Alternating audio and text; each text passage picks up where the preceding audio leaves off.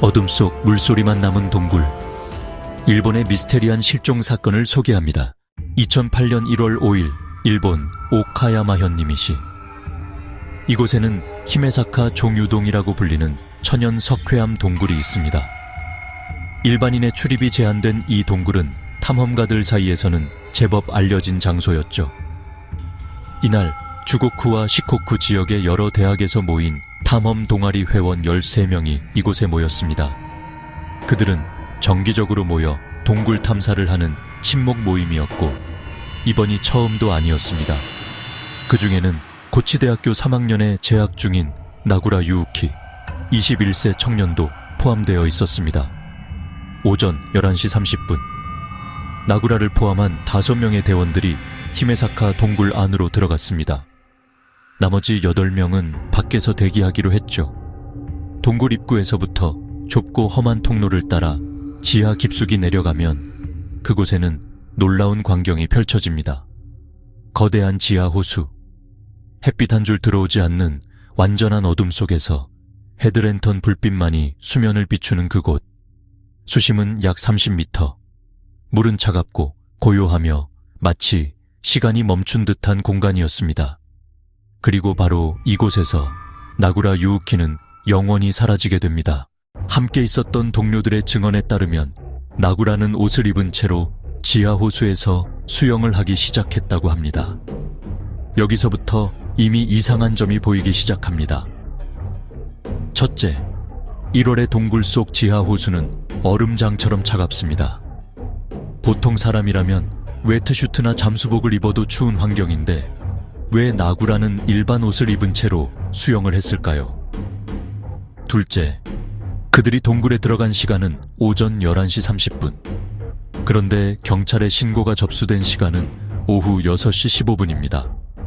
무려 6시간 45분이나 지난 후에 신고가 이루어진 겁니다.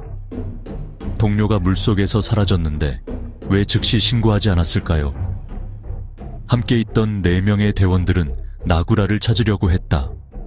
동굴 밖으로 나가는데 시간이 걸렸다고 말했지만 6시간이 넘는 공백은 너무나 길었습니다. 셋째, 목격자들의 증언이 일치하지 않습니다.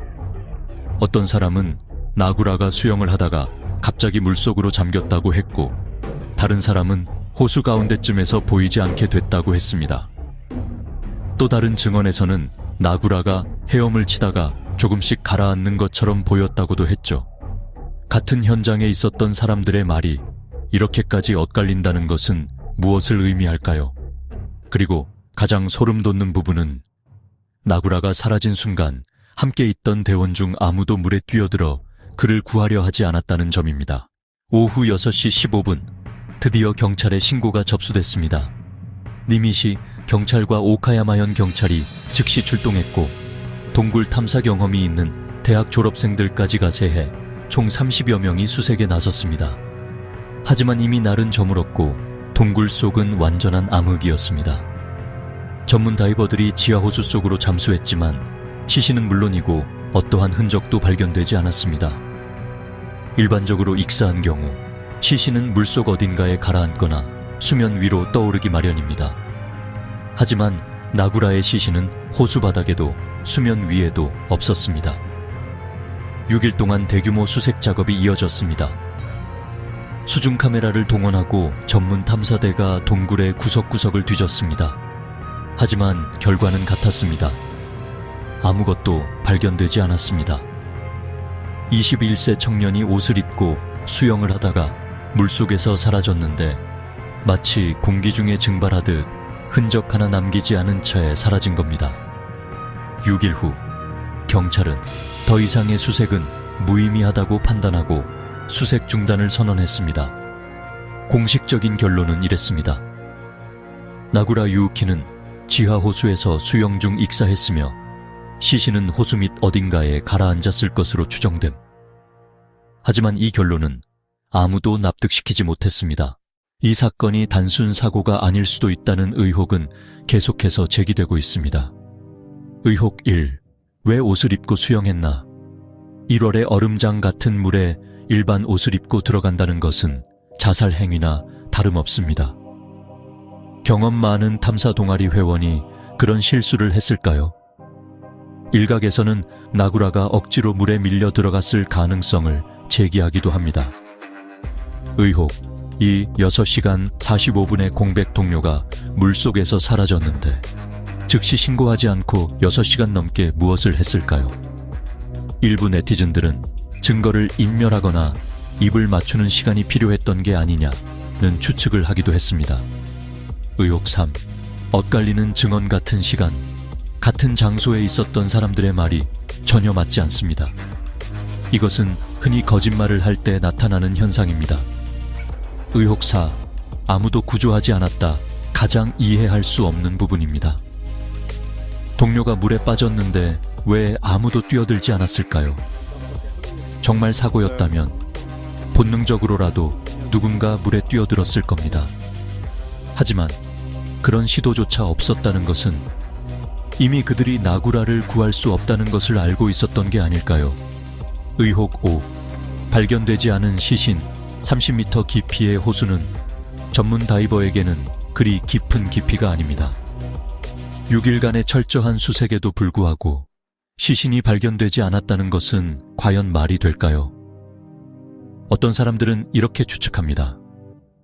나구라는 호수에서 사망한 게 아니라 이미 동굴 어딘가에서 다른 방식으로 사망했고 시신을 숨기기 위해 물에 빠졌다는 이야기를 꾸며냈을 가능성이 있다. 또 다른 추측도 있습니다. 집단 따돌림이나 폭행이 있었고 그 과정에서 나구라가 사망했을 수도 있다. 그래서 사고로 위장하려 했던 것은 아닐까? 물론 이 모든 것은 추측일 뿐입니다. 하지만 너무나 많은 의문점들이 남아있는 것도 사실입니다.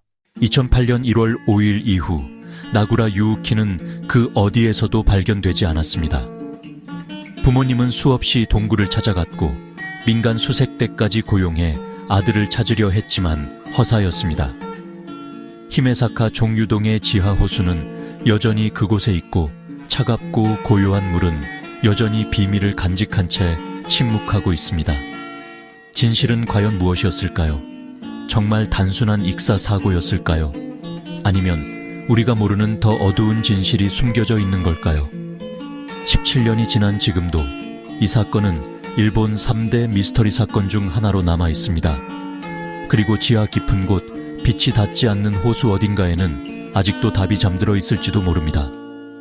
오늘 이야기는 여기까지입니다. 여러분은 이 사건을 어떻게 생각하시나요? 댓글로 여러분의 추리를 들려주세요. 구독과 좋아요는 다음 미스터리 이야기를 만드는 큰 힘이 됩니다. 그럼 다음에 더 무서운 이야기로 찾아뵙겠습니다.